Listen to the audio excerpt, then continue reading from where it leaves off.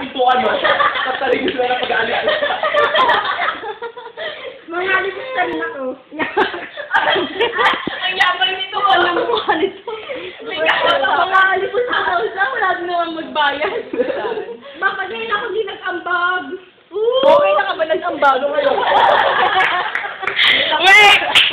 As I remember, kailan tayo nagkaambagan eh. Nang ganito ka lang, kaya. Dati 20-20 lang Pwede pa nga, di pa maka-afford.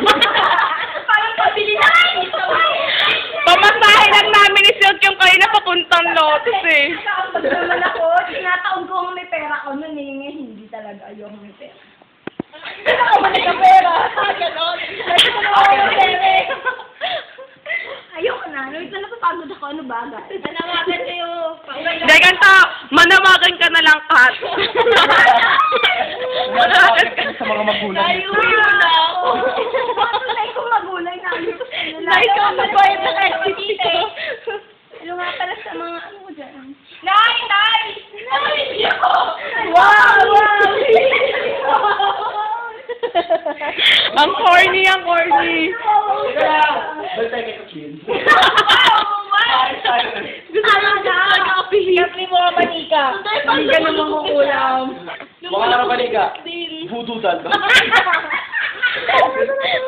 Ano mo kayo dyan ah?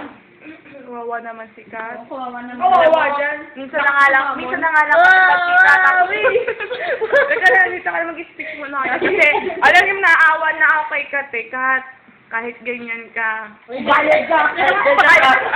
Eh, ganyan ka talaga.